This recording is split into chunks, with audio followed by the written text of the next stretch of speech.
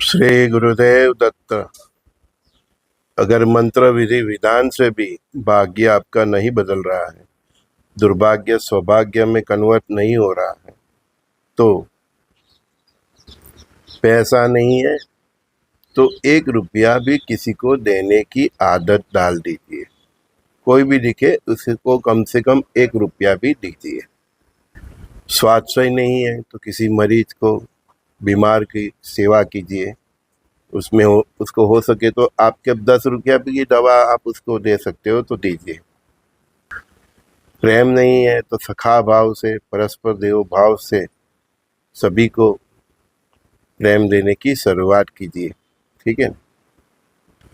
शांति नहीं है तो कोई बहुत परेशान है उसके पास बैठिए, उसकी बातें सुनिए, हाँ, उसको सांत्वना आपने की कोशिश कीजिए।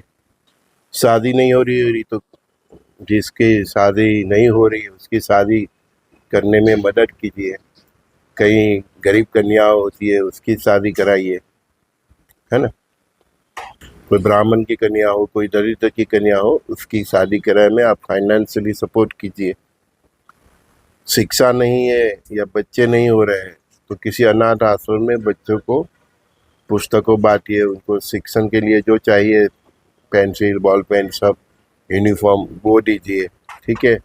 उनको पूरी मतलब अंडजन सारा ऐसी बहुत कुछ शालाएँ होती है तो उसका 1 दिन का भोजन का प्रबोधन कीजिए। संतान नहीं है तब भी यही कीजिए, है ना।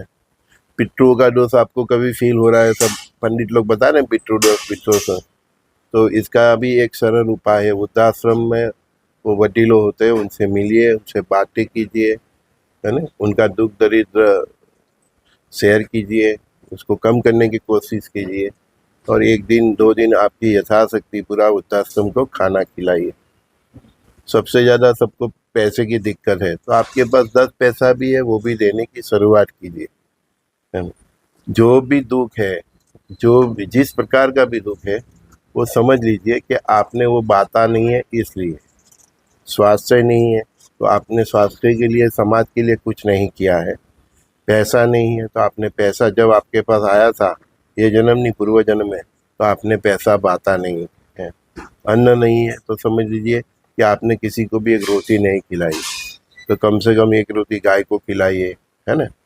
हाँ, इससे भी ऊपर अगर ये सभी मंत्र विधान से पर होके भी आपको अपना कल्याण करना है तो हर रोज शिव जी को दूध चढ़ाइए, पानी चढ़ाइए। संजय दृष्टि का सभी दोस्तों को प्रणाम।